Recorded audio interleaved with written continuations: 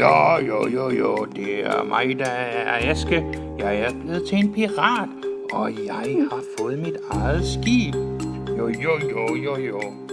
Hallo, Aske. Er det dig? Det er Peter her.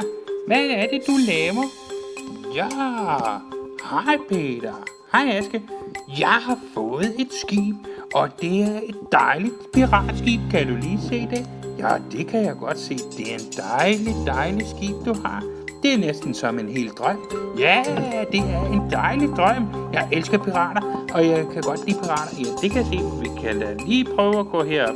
Nej, det gider du ikke. Du vil ikke op i masten. Nå, okay, så bliver vi ned. Nå, okay, så går jeg.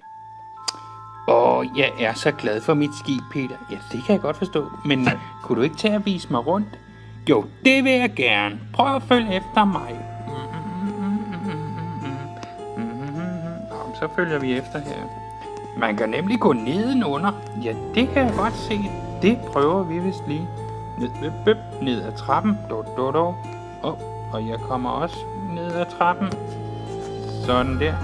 Ej, sikkert dejligt om. Ja, hvad sker der derovre? Har du set ham?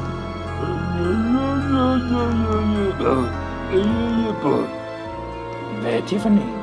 Ja, hvad er du for en? Hvad laver du her? Jeg er ham den underlige.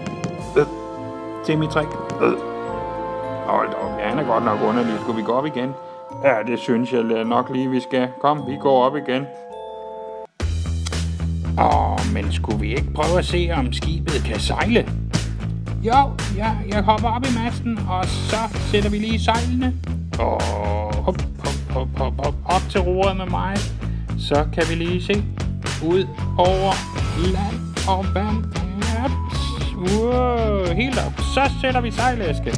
Godt, vær med mig. Jeg vil også være med. Altså helt ærligt. Du kommer bare her og er helt underlig. Jeg ved jo også, at han er underlig. Ja, det er godt, du. Ja, okay, du må gerne være med. Okay. Er du klar, Aske? Ja. Det er dejligt. Ja, så sejler vi en tur på det store, flotte piratskib.